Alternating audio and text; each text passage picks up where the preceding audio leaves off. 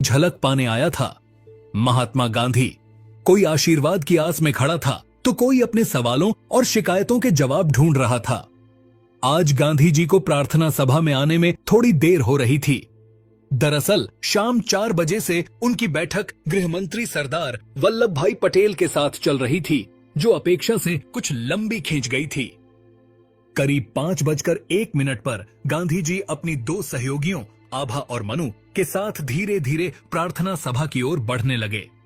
उनके कदम शांत थे, चेहरे पर वही सौम्य मुस्कान, सत्य और अहिंसा का वही संदेश। लोगों ने हाथ जोड़कर प्रणाम किया और गांधी जी ने मुस्कान से उत्तर दिया। वातावरण में एक अजीब सी शांति थी, जैसे हर सांस रुककर उनकी आवाज सुनने का इंतजार कर रही हो। लेकिन उसी भीड़ में एक दुबला पतला युवक भी खड़ा था। चेहरे पर कोई भाव नहीं और आंखों में एक अडिग निर्णय। उसके हाथ में छुपा था एक छोटा हथियार और उसके मन में एक ऐसा विचार जो इतिहास की दिशा बदलने वाला था।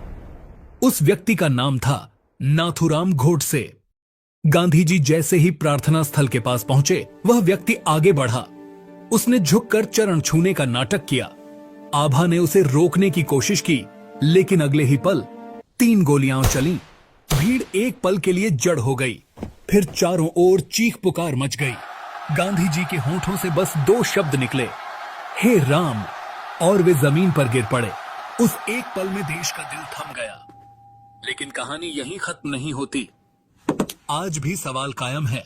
गांधी जी की हत्या करने वाला व्यक्ति किसी के लिए हत्यारा है तो किसी के लिए नायक। आखिर कौन था नाथूराम गोडसे, जिसकी चर्चा देश की आजादी की किसी कहानी में तो नहीं हुई, पर बाद में यह रातों रात अखबारों के पहले पन्ने पर छा गया।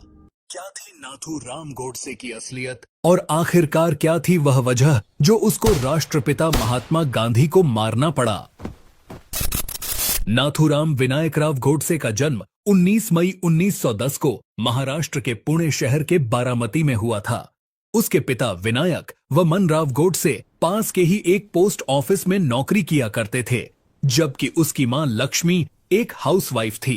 नाथूराम के जन्म से पहले उसके माता पिता को एक बेटी और 3 बेटे हुए थे, लेकिन उनके तीनों बेटे पैदा होने के कुछ समय बाद ही मर गए। इसलिए उसके माता पिता ये मानने लगे थे कि उनके परिवार में सिर्फ लड़की ही बच सकती है। इस अंधविश्वास के चलते जब उनके घर नाथूराम पैदा हुए तो उन्होंने उन्हें एक लड़की की तरह पाल पोस कर बड़ा किया। बचपन में उन्हें लड़कियों के कपड़े पहनाए गए और उनकी नाक छेद कर एक नथ भी पहना दी गई। नाक में नथ पहनने के कारण उनका नाम जो पहले रामचंद्र था वो नाथूराम पड़ गया। उसके बाद उसके भाई दत्तात्रेय, बहन शांता, फिर भाई गोपाल और गोविंद का जन्म हुआ।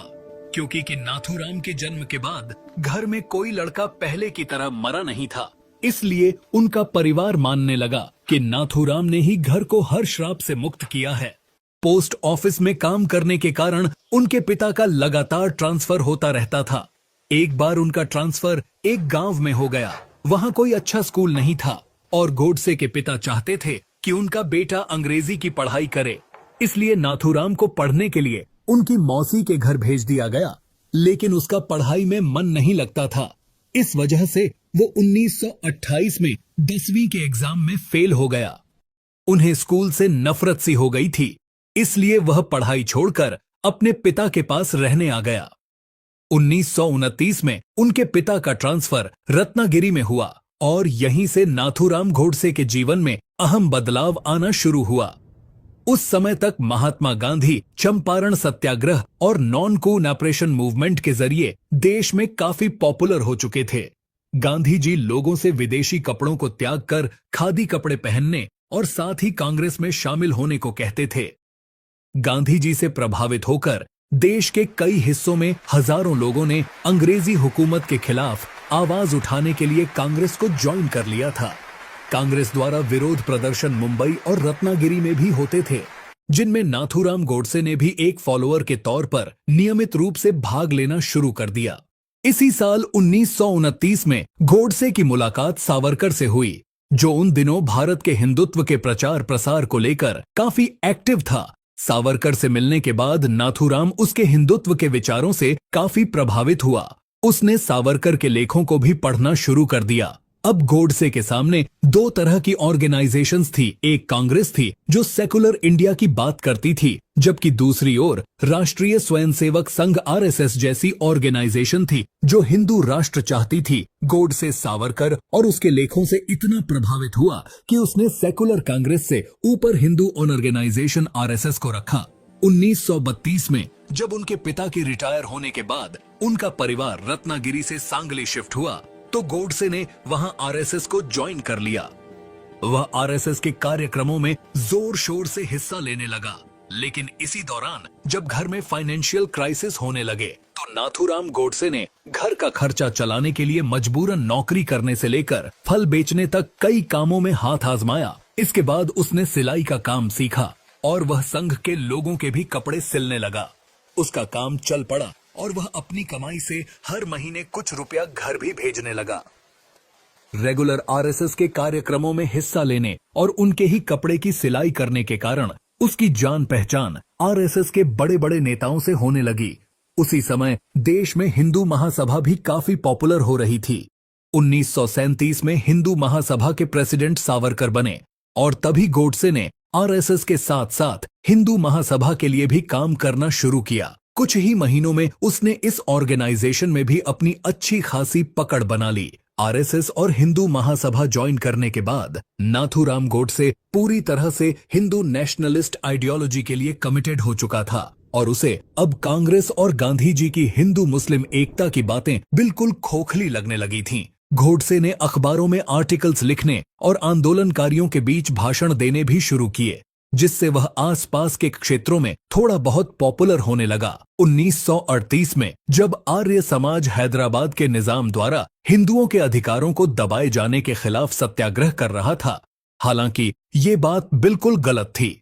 हैदराबाद के हिंदू निजाम से बहुत खुश थे और यही बात सभी हिंदू संगठन को चुभने लगी, क्योंकि उनको सेकुलरिज्म से चिढ़ थी। वो हिंदू राष्ट्र चाहते थे और जहां हिंदू खुश होते वो वहां पहुंचकर माहौल खराब करते और हिंदू को दिखाते कि वो खतरे में हैं, और ये सिलसिला आज तक चल रहा है। चलो इस मुद्दे पर हम फिर कभी वीडियो लेकर आएंगे। स्टोरी पर चलते हैं। तब इस सत्याग्रह में आर्य समाज के साथ हिंदू महासभा भी जुड़ गई। निजाम के खिलाफ किए जा रहे प्रोटेस्टर्स के एक ग्रुप का नेतृत्व नाथूराम गोडसे ने भी किया, लेकिन हैदराबाद में निजाम का इस कदर दबदबा था कि विरोध में उठ रही आवाजों को दबाने के लिए उनके एक इशारे पर प्रोटेस्टर्स को जेल में डाला जाने लगा। नाथूराम को भी अरेस्ट करके करीब 1 साल के लिए हैदराबाद की जेल में बंद कर दिया गया। इसके बाद जब सेकेंड वर्ल्ड वॉर की शुरुआत हुई तो अंग्रेजों का ध्यान भारत से हटकर वर्ल्ड वॉर 2 की तरफ जा चुका था। भारत में अपनी डीली पकड़ को मजबूत करने के लिए ब्रिटिशर्स इंडियन फ्रीडम की बात करने वाले रेवोल्यूशन के खिलाफ सख्त कदम उठा रहे थे। 1942 में जब से गांधी जी ने अंग्रेजों के खिलाफ क्विट इंडिया मूवमेंट शुरू किया था, तब से देश में आंदोलन और उग्र हो चुका था। इसके बाद हजारों आंदोलनकारियों को पकड़ के जेल में डाला जाने लगा और आरएसएस और हिंदू महासभा जैसी हिंदू नेशनलिस्ट ऑर्गेनाइजेशंस अंग्रेजों की जी हुजूरी से लेकर हिंदू मुस्लिम दंगों को भड़काने तक हर पत्रा आजमा रही थी। इनको अंग्रेजों ने खुली छूट दे दी थी, क्योंकि अंग्रेजों की पॉलिसी और हिंदू संगठन की पॉलिसी सेम थी। फूट डालो राज करो नीति। ऐसी सिचुएशन में मोहम्मद अली जिन्ना के नेतृत्व में मुस्लिम लीग पाकिस्तान की मांग को अग्रेसिव उठा रही थी। इसी बीच गोडसे ने नारायण दत्तात्रेय आप्टे के साथ मिलकर 1942 में हिंदू राष्ट्र दल नाम से अपना खुद का एक ऑर्गेनाइजेशन बनाया। हिंदू राष्ट्र दल को आरएसएस और हिंदू महासभा ने खूब सपोर्ट किया, जिससे जल्दी ही ये ऑर्गेनाइजेशन आसपास के क्षेत्रों में पॉपुलर हो गया। आप्टे और गोडसे के बीच इतनी गहरी दोस्ती हो गई थी कि दोनों हर एक्टिविटी में एक दूसरे का साथ देने लगे। इसके बाद दोनों ने मिलकर मराठी न्यूज़पेपर अग्रणी को स्टार्ट किया और उसके माध्यम से अपने विचारों को लोगों तक पहुंचाने लगे। उनका न्यूज़पेपर कांग्रेस का घोर विरोधी था, जिसके लेखों में गांधी जी के नॉन वायलेंस और सेकुलरिज्म की नीतियों का जमकर विरोध किया जाता था। उसके अखबार में इस कदर ट्रेड होती थी कि इस अखबार को बाद में सस्पेंड भी कर दिया गया। लेकिन गोडसे इससे भी नहीं रुका और उसने बाद में हिंदू राष्ट्र नाम से भी एक अखबार शुरू किया। वो हर मौके पर गांधी जी और कांग्रेस के नेताओं पर मुस्लिम अपीजमेंट का आरोप लगाकर उन्हें क्रिटिसाइज करता रहा। गोडसे के हिसाब से गांधी जी की अहिंसा की नीति से हिंदू कम्युनिटी को बहुत नुकसान पहुंच रहा था। गोडसे का मानना था कि गांधी जी जिस